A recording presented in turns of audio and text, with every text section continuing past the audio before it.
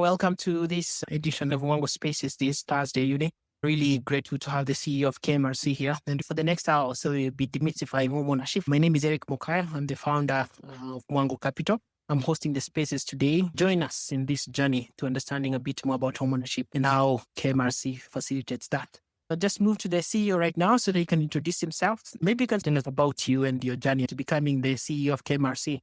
Good evening. My name is Tetia, CEO KMRC.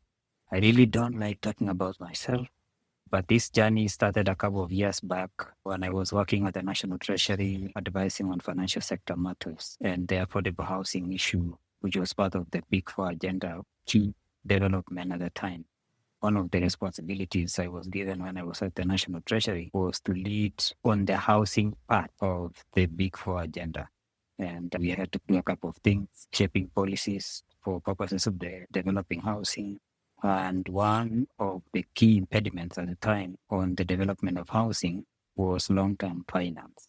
For sure, banks obviously have money, but usually the funds that are held by banks are short-term. The deposit you give to banks are considered short-term funds, and therefore banks not have privilege to extend loans longer. Then they run into a mismatch. And that's how we essentially developed KMRC from a concept. And one of the key things that came up was affordability. And the study, which was actually funded by National Bank together with us at the National Treasury, came at all that says unavailable and unaffordable. And that essentially guided and to put into place KMRC. So here we are, and KMRC currently is running. And I think we are going to talk a little more about that. But the main objective of KMRC is to enable a lot more people to be able to own homes. When we started, we noted that, and I think we still do, have a significant deficit of housing in the country. Over 2 million units. We have almost about 50,000 homes coming to market. We don't have the current data to see how many are now coming to market, but that was the estimate. But the shortage is still significant. It's about 150,000 units every year. Now, that is the gap that we are trying to address. The solution that KMRC provides is essentially around affordability. We are trying to resolve the affordability problem that we have. We actually have what we call an affordability crisis on home ownership in Kenya. And one of the ways to look at affordability is even when you just look at the rent. For example, taking rent as a share of household cost. And on average, we know that it's about 37 to 40%. So that in itself is an affordability crisis because you'll not be able to afford, because that essentially crowds out the other obligations that anyone has if housing alone takes more than a third of the cost of a household. Now, for purposes of addressing that affordability issue, that's why we came up with a number of considerations. Number one, we obviously are providing financing that is lower cost. And the main cost of a loan is usually the rate or the interest that you're going to pay. We significantly reduce that to the extent that KMRC is offering single-digit rates or below 10% rates. The other one, which is also more critical, in fact, is the fact that we ensure that financing is actually fixed. Now, variable costs tend to be problematic when markets change. Like last year and earlier this year, the market had completely changed to the extent that interest rates were going up all the time. Usually what happens, you find that the banks would send you a text or a financial institution will send you a text advising you that the rates have increased and therefore your monthly repayment has increased to a certain amount. You can imagine what that implies to a person whose income has not increased in tandem. In most cases, it doesn't. So we have fixed the rates to the extent that you borrow a loan or someone borrows a loan for whatever number of years, 10, 15, 20, or 25 years, and they have a constant repayment for the duration of the repayment of the loan. That is significantly important. We are also providing loans at high LTVs. LTV is essentially the loan to value ratio. That means you will not have to make a down payment. The bank essentially, or the financial institution, or the SACCO in this case, because KMRC works with banks and SACCOs, will extend the loan to you without necessarily have to make a down payment or what is called a deposit. And that's why it's high LTVs. In fact, it's up to 105%. The 5% above that is meant for incidental costs. The incidental costs essentially is what you pay as extra for processing of the loan. Like, for example, you'll have to pay stamp duty, which is a tax to government. You'll have to pay legal fees. You'll have to pay valuation fees and such like fees. Those are incidental costs. And therefore, the deposit or the down payment, which essentially acts as a barrier to entry in certain cases, is removed so that if you need a home loan today, you get it without such barriers. The only thing that you have to fulfill is essentially having an ability to repay the loan. And that is usually checked by a financial institution. We try as much as possible to push financing down market, and that means we are going to the middle to low income earners, and that is because that is the category of people who are disproportionately affected. Majority of the people who are middle to high income can afford a loan. So we want to serve Kenyans who essentially will otherwise never have gotten an opportunity to take that home loan because they are a lot more expensive. And so that's why we essentially put a cap on the loan size. And the cap is about 10.5 million. And that amount has evolved over time. We started with a low amount of about 4 million. We moved to 6, 8, and then now we are at 10.5 million. The idea is to serve the low to middle income, but again, we also don't want to essentially skew the market to one particular direction. So we have a blend where we say that 80% of the loans essentially go into the low to middle income and 20% will essentially serve the middle income market so that, of course, we try to balance the market. So that is the solution that KMRC is providing. We obviously are strengthening our research. We already have numbers that we get from time to time from the Central Bank of Kenya, from the Kenya National Bureau of Statistics. And those numbers, that research information help us to make informed decisions. So from time to time, we check on those, and that's when we shape policy accordingly so that we can support a greater home ownership in the country. When you survey the landscape in terms of home ownership in Kenya, what's your key observations in the market? Where are the bottlenecks that maybe KMRC is also trying to address? Just give us a brief overview of the home ownership market in Kenya. So when you look at the home ownership in the country, there obviously have been a number of bottlenecks, some of which are being addressed. Some of us, we still have a bit of rigidity. But one of the main rigidities was essentially financing.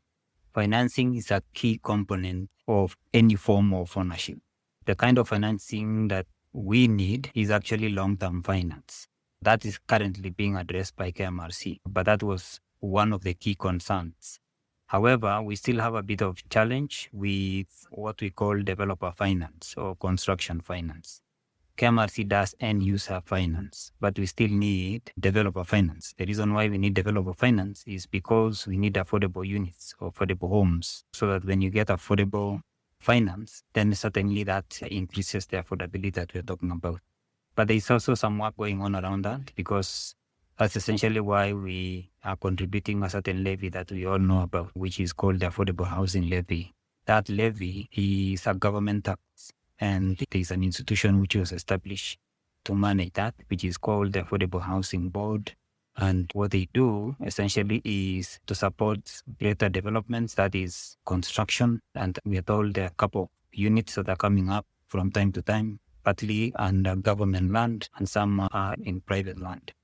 But that's a key concern. Of course, we're waiting to see how that turns out because, of course, we have not seen the units yet. But we are told there are a number of units that are coming up in the market. The other key challenges are essentially around policy matters, which includes the rigidity sometimes we have in the Ministry of Land. Of course, when you need a home, you need a title. And in any case, you can't get financing for a home without a title because that's what is held as security. We've had a bit of challenges with that. And of course, we understand there's some work that is going on digitization and things like that. We actually understand there's a bit of improvement, but it's not nearly enough because we want greater efficiencies on the production of titles. That's number one. And as well as on the registration of the security documents, which sometimes takes a little longer than expected for someone to be able to get into their home. When you get a loan and you have the title, you want a little bit of speed and certainty as to when you'll actually be able to get the process to be concluded for you to be able to get into your home. One of the other key challenges that certainly affects housing is the cost of land. there has been a lot of significant speculation on land in the country, particularly within the city centers, in Nairobi particularly, which has affected the cost of land.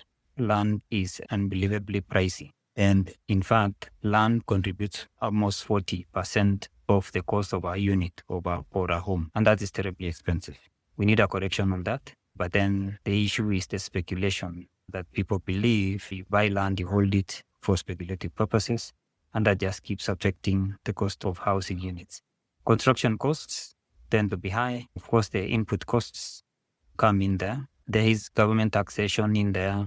Those input costs like cement, the roofing tiles, and things like that tend to be pricey. And that exactly contributes to the high cost of housing units.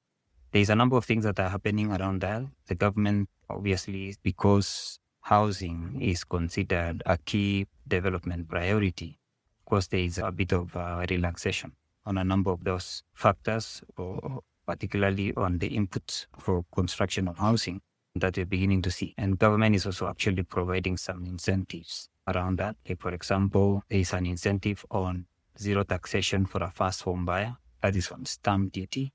A lot of people actually are not aware about that, but then there is certainly an incentive that government has provided, or a subsidy that government has provided in relation to that. And there are a few others. So those are some of the challenges we face. A majority of these challenges are actually being addressed.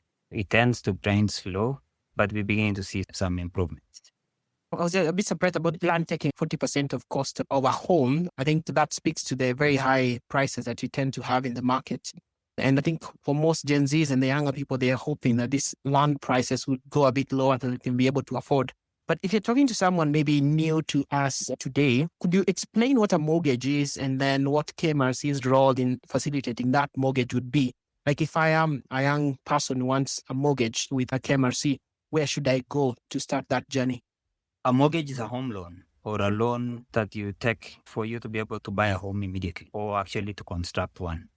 Usually you take a mortgage because you don't have ability or sufficient funding to be able to pay for the home upfront. And that's why you take a mortgage for that kind of loan. It's actually a lot more efficient because you need a home now, you take a loan now, and you pay over time. The other side is that you have to wait because, of course, you'll have to build a saving for you to be able to buy a home cash. And that tends to be inefficient. You can imagine if you want to buy a home or you want to get into a home now, the option is for you to continue paying rent. And rent is usually, of course, a sinking fund arrangement because you'll never be able to recover that money. But your rent can actually pay or buy you a home because that will actually be your repayment, especially because of the current affordability that we have. So instead of you paying rent, you use that as a repayment for your home, which you live in immediately. The other advantage of that is that as you continue repaying, usually you build on equity. Equity is essentially having a contribution because the value of your home potentially increases over time. And in certain cases, it increases faster than the rate at which you are repaying. And so as you build that, which essentially is an advantage you'll never be able to have when you're paying rent, it obviously makes sense for you to be able to pay or to buy a home using a mortgage. And certainly there is never a requirement for you to hold on to that mortgage for the duration that you have taken the mortgage. So assuming you take a mortgage for 10, 15 years, it's usually an entry issue. So you want to enter into a home now, you take a mortgage now, but you don't have to stick on to that mortgage for those 15 years. When you enter into your home, your circumstances improve, your income may have increased at that time. You repay it quickly within the shortest time duration that you can afford to, and you get out and of that mortgage situation. And you own your home. You can imagine if you have to wait, pay rent, and then you try to make a saving over time for you to be able to get sufficient money to be able to build your home using cash. It will take so long.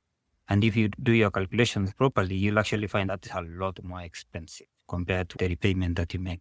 For purposes of getting a loan from KMRC, KMRC is a wholesale lender. So it's a lender to other lenders. We lend to banks, we lend to SACCOs, we lend to microfinance institutions. And the reason that we decided to do that at the start is that we knew for sure it will take so long to build an institution to have enough branches all over the country for its impact to be felt. And so there was no need to create another institution that will compete the current retail financial institutions that we have. And the idea was essentially to stimulate liquidity within the financial system.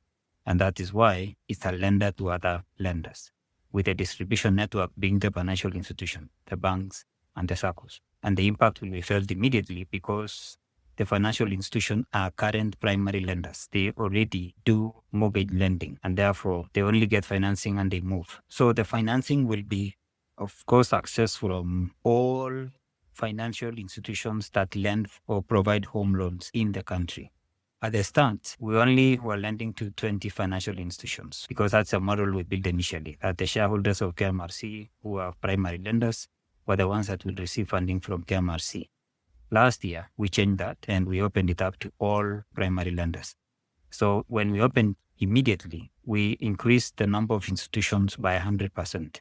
So we actually got another 20 institutions that are accessing KMRC or are in the process of accessing KMRC funding this year.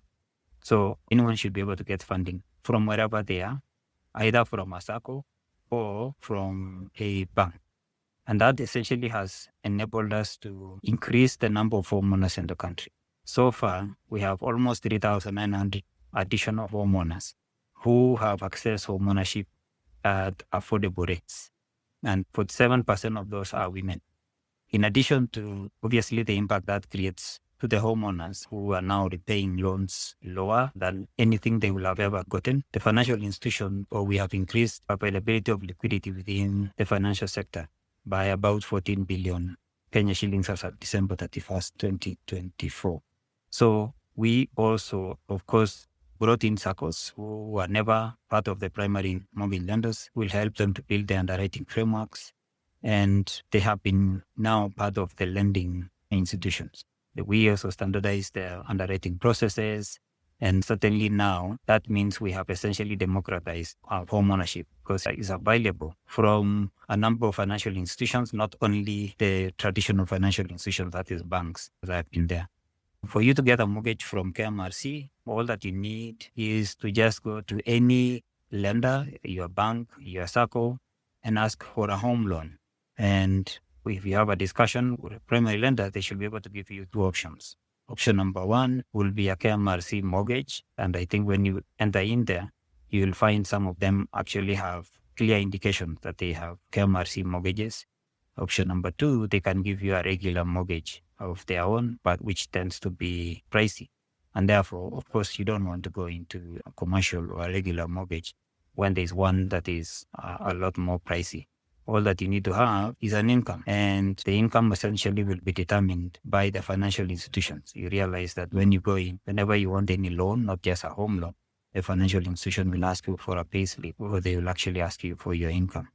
And usually it's evidenced by your payslip or your bank statements. And so it's a very easy way of assessing. But of course, you'll have to make a decision. You will have to sit down and say, you know what, I need a home.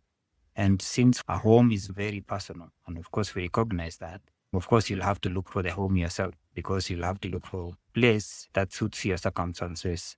And that's now when you come back to the primary lender, the bank or the SACCO, once you have clarity as to where you want to live, and you actually potentially could have done some determination of the pricing of that home.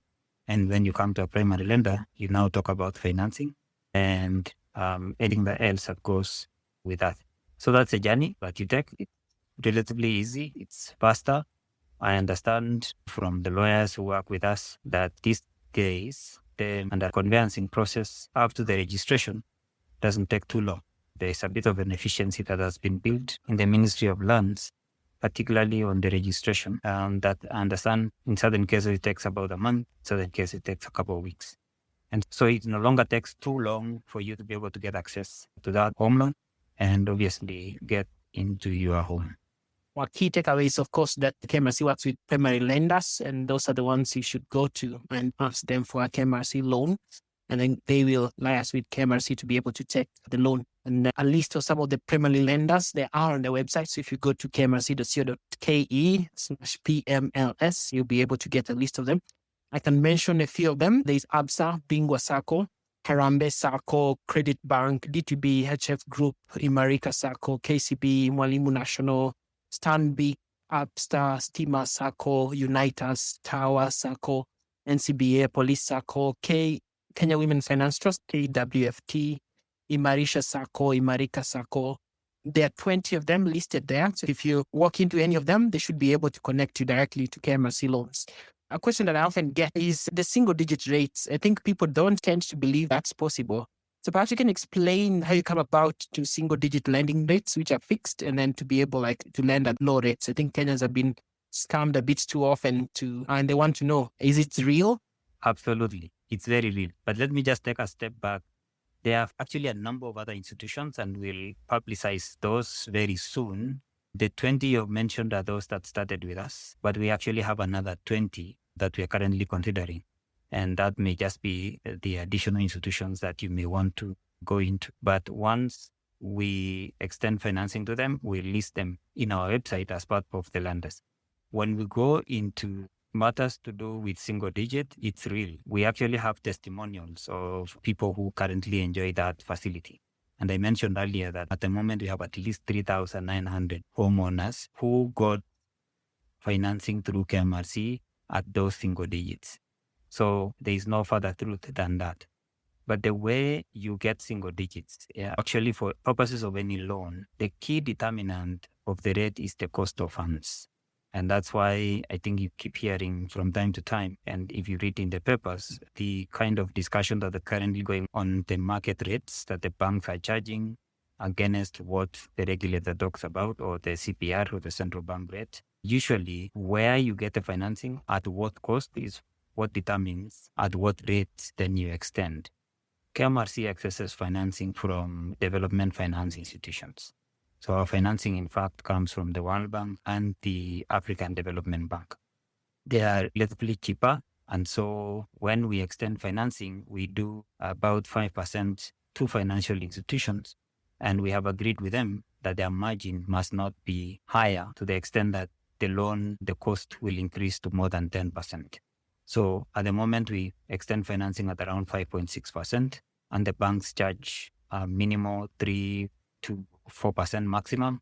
And that's how you arrive at 9.5, sometimes 9.6% from the financial institutions.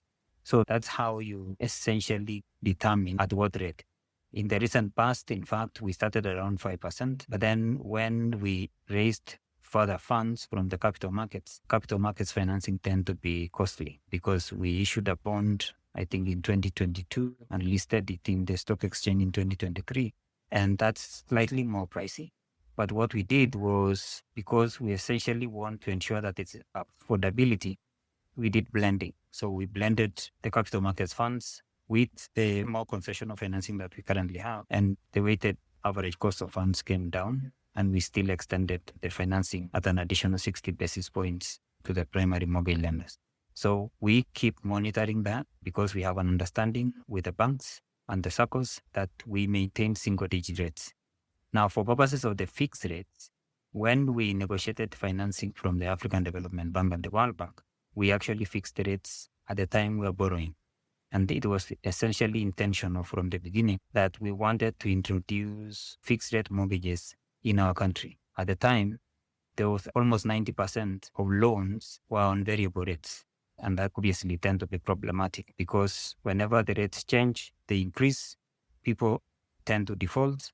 The rate of default, which you call non-performing loans, essentially continues to escalate whenever there are those changes. But we wanted a market that people get constant repayments so that, in fact, we reduce the problem of non-performing loans, particularly for homeownership. So we fixed the rate at the access of funds, and essentially we extended the same benefit all the way to the financial institutions and to the end user, who is the home loan borrower. It's very intentional, it's very purposeful that we are doing that, and that's because we need stability, particularly when people are borrowing and taking in home loans. We want people to have stability in their homes. Their circumstances can change, but they will nonetheless continue to repay the loans at the same rate that they have started. we believe with that kind of arrangement, usually people's circumstances tend to improve in most cases. Rarely, of course, you'll get circumstances where that doesn't happen. But when that improves, it increases a lot more stability at the home because you will then apply the additional funds that you have to meet other obligations. You said 20 more institutions coming up. We've got a list of 10 which have already been onboarded. So if you're a member of Thai Sacco, Nation Sacco, SBM Bank, Kingdom Bank, EcoBank, I&M Bank, Kingdom Sacco, Wanandege Sacco, Amar Sacco, and Scindian Bank, you should be able to access KMRC loans. I have one more question for you. You've been in this space for a while. You should be able to tell us a bit more about it. Some of the common misunderstandings and misconceptions about mortgages generally in Kenya. One of the things I've learned from you today is you don't need to stick with the mortgage you took at first. You can actually pay it back very quickly. You don't have to stick with it until the 15 years that you've taken it up for. That's something I didn't know. So perhaps some of the other things that in your course of dealing with clients that you've seen as misconceptions, you can share them. There are quite a number of misconceptions about home mortgages. One of the key ones is essentially that a mortgage is for the rich. People tend to associate mortgages to people who are elite or elitists for that matter. It's far from the truth. A home loan is available to anyone and everyone who has capacity or who has an income sufficient enough to be able to repay a loan. So that essentially remains a myth. It's a terrible misconception because people who otherwise would have been able to take a mortgage, but because of that misconception, they tend to want to build a saving enough to be able to build their own home in future. And that takes long. The other one is that people tend to associate mortgage with significant costs, that it's very expensive, and therefore it's something not to consider. Now, a mortgage or a home loan or accessing a home loan is super efficient. Of course, there are costs that are associated with it. And the fact that the costs are calculatable, of course, you'll be able to get the cost immediately because a financial institution will share with you. The other option of self-build or something like that, you do not see that cost or you do not do the calculations enough for you to be able to see that that's a lot more expensive because of the time it takes to do the construction. And of course, the complexities of constructions and that kind of thing, you will realize that it's actually a lot more pricey to do that than taking a mortgage. The protection you have for taking a mortgage is usually there are a number of actors that tend to review the mortgage. And of course, there's a lot of due diligence that is done on your behalf by the financial institutions and of course, the agents that are appointed in between to be able to do that. And that essentially just protects or provides protection to the mortgage person. So while there are costs, and I think I mentioned earlier, there are those incidental costs that range from stamp duty to legal fees and others, which I think on aggregate tend to take about an additional 7%. It is recognizable. You'll be able to see that cost is actually there. And of course, that's a cost you just need to meet for you to be able to get in there. The other cost, there is usually no data to be able to determine the cost or how much it takes, but we understand it's actually a lot more costly.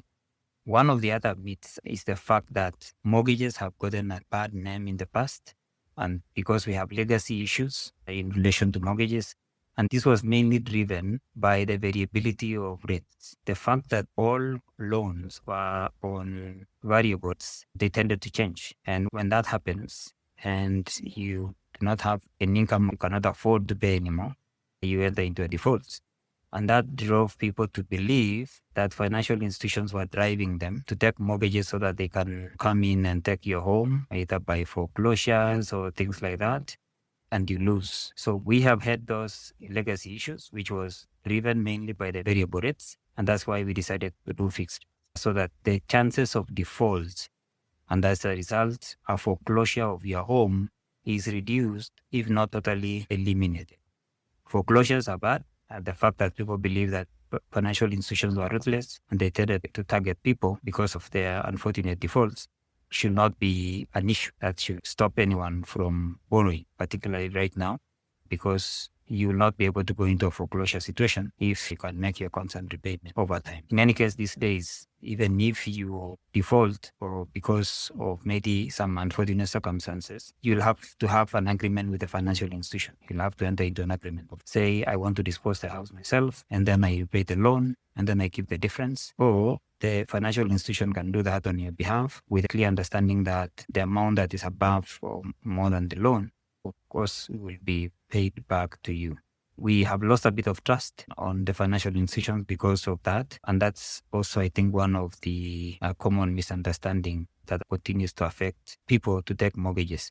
Trust is a key issue. If people don't trust the situation, of course, they will not enter into any form of agreement. And of course, we recognize that we had challenges in the past that actually destroyed the kind of trust that we have.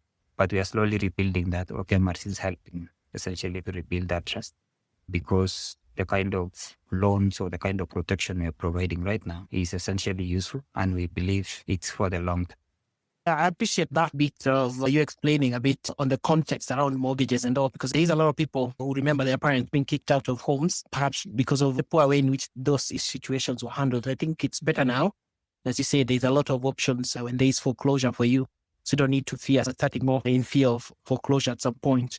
Perhaps to double click on that, what are some of the options when it comes to, okay, I've taken up the mortgage, I'm not able to pay?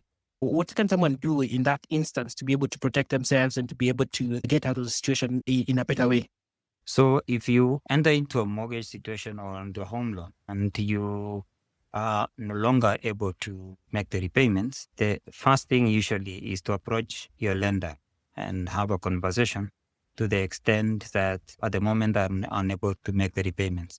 Usually they have special circumstances under which they will review based on your circumstances.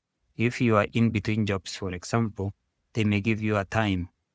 They may restructure your loan to provide you a slightly longer time, or maybe extend the repayment duration even longer so that you can be able to pay smaller installments. That way, to enable you to recover at some point. So they give you a recovery period. If it is totally impractical that you are unable to, even with the extended time, for example, if they provide an stop or stop the repayment for a certain duration, of course, as you work on your circumstances, and it inevitably have to be a foreclosure or a sale of the house, if you cannot be able to raise financing from any other property or any other way, then a foreclosure arrangement can be discussed with the financial institution, and with the option that I think that I discussed earlier, whether you can do the sell yourself and make a repayment on the understanding that you have with the financial institution, or the financial institution can do it with the understanding that they pay you should the property turns out to be higher or higher value than the loan that you have. So that is a clear and I think very transparent way of doing things. It's a lot more transparent these days, to the extent that that understanding is actually very clear. So those are rare circumstances. In fact, they are completely not common. There are very few situations when you enter into that, but certainly when you enter into an arrangement, for some, those are some of the things you should also be having in mind when you're in there. That's a very important thing to reiterate for a lot of people who are afraid to take up mortgages. So come discuss. There is room for discussions. And I think the earlier you do that in terms of discussing, the better.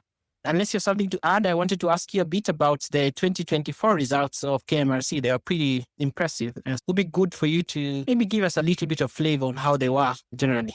Before I do that, can I just add, we are already facilitating affordable home loans. And I think some of the numbers which we have published demonstrates what we have done so far around that, because they are all public information.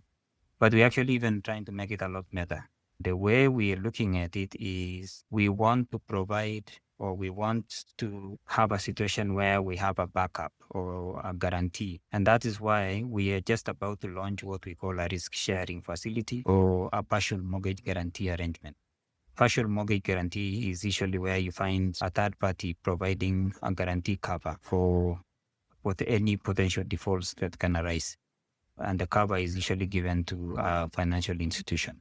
So the intention is actually to take care of the credit risk or the risk of defaults by a borrower. We have developed that institution. It's called Kenya Mortgage Guarantee Trust, which is currently a subsidiary of KMRC. It's a trust because it will run on its own, because it has a whole set of different risks, and therefore it will have its own balance sheet for purposes of covering the guarantees that we have. The way it works is that the Kenya Mortgage Guarantee Trust will provide cover of up to 40% should there be a default by a borrower. The intention is essentially to de-risk the end user or the end borrower. And this is because we are trying to shift financing even further down market, particularly for first-time homeowners. People who are owning a home for the first time are the kind of eligible candidates for that. The other category of people we are looking at is those who do not have a regular income. You have a couple of people who have income, of course, SMEs and things like that, or they work, say, for example, as a taxi driver or something like that, or even someone who runs a small business, a shop or something. They actually have an income, but the income is not as regular as a person who has a regular job where they have a pay slip. Those people can actually be able to repay a loan. And so what we are saying is that we are providing the guarantee to the financial institution to the extent that they originate mortgages or underwrite mortgages from that category of people. And should they default, they get a 40% cover. This means if you take a loan of 1 million and there is a default, Kenya Mortgage Guarantee Trust will repay 400,000 out of that 1 million loan. And so that cover is significant. The assumption is that the difference is, of course, part of the credit risk that is borne by the financial institution. And that's why it's a shared arrangement, as risk sharing arrangement. Having said that, if we talk about the KMRC financial performance, I think we have built our institution over time, or gradually. When you look at KMRC performance since 2020, 2021, you can actually see the gradual increase on a number of areas. Starting, for example, when you look at our balance sheet, it expanded by almost 25%, reaching about 32 billion by the end of last year. And that's, at least in our view, not a mean achievement. Building at over 30 billion balance sheet within 5 years is not a mean task. We also have increased the number of institutions who have received funds from KMRC to the extent that the kind of liquidity that has gone to the market increased by another 46% last year, from 9.6 billion in 2023 to about 14 billion by December 2024. I mentioned earlier about the number of people who have directly benefited, who have essentially taken loans that are affordable, the loans that are at the single digit, at the fixed rates, were almost 3,900 additional mortgage borrowers. Of course, when you look at the profitability, that also increased by about 56%, closing at about 1.3 billion in 2024. And of course, that is mainly driven by the interest income, which also rose by about 34% to about 3.2 billion from 3.4 billion in 2023. So our growth momentum continues. Of course, we anticipate that is going to continue, but we are also going to broaden a lot more on the people who are going to take up mortgages, the financial institutions who are going to borrow. We are taking small margins in the business, but we are, as much as possible, optimizing our costs to ensure that the benefit is actually passed to the people who are borrowing funds that are provided by KMRC. The most important thing is what we are encouraging people to do, that they take advantage, because people will always need a home. There's absolutely no time that someone will ever not need a home. Home can be owned, which is the ideal or the best, and home can also be a rental. But then, of course, you understand that is actually you're sinking your funds when you're doing that. And now that affordability is equivalent to your rent, so there's absolutely no reason why you continue to pay rent, which could be your repayment of your mortgage, and you own your home. And essentially, there's certainly no need to wait. When you want a home, you actually need to take a home loan or have your home early in your life so that you have sufficient time to make those payments. In a number of jurisdictions that we know of, people take what they call multi-generational mortgages. And in most countries, actually, credit drives markets. credit. A mortgage is a credit. And so people don't wait for cash, and people generally don't even have cash. So the idea is you take a mortgage for 30, 40 years, and that's what they call a multi-generational. And the mortgage can actually be passed to your children to continue repaying, because in their view, there is no hurry to pay now if someone else can take over the payments over time. But of course, we understand that people are different. The study we did last year, we noted that people actually love short-term funds as opposed to long-term.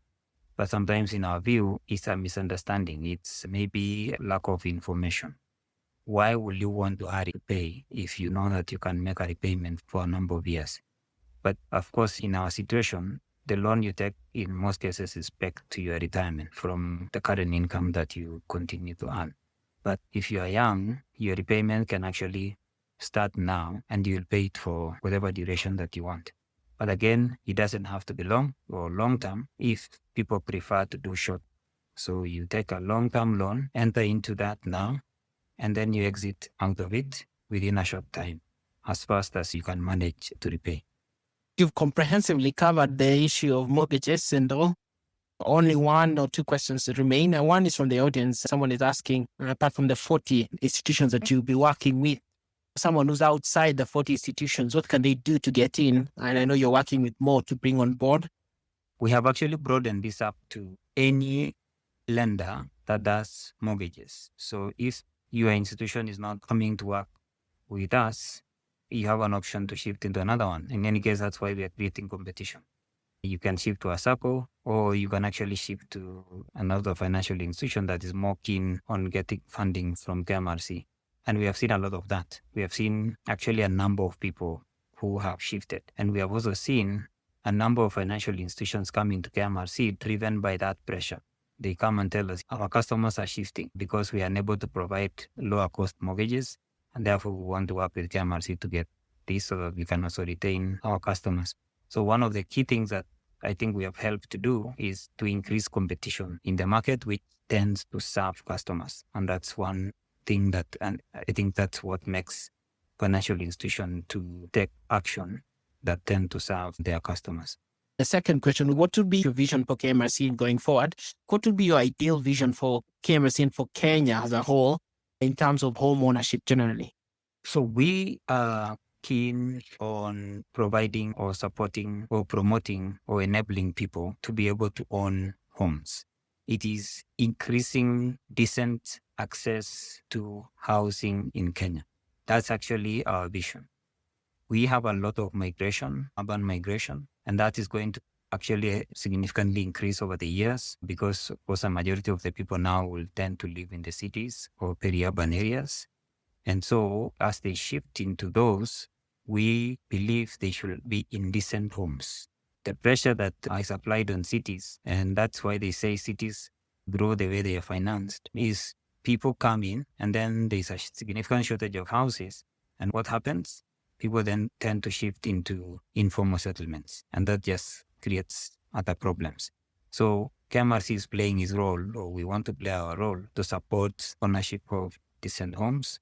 We have targets for increasing home ownership, and that we believe will be done over time. When KMRC came in 2020, there were about 26,000 mortgages in the country, and that number has been sticky. It has been there forever, actually. Now we are beginning to see a shift and a gradual upward shift of that, to the extent that now the numbers we got last year is now 30,000 mortgages.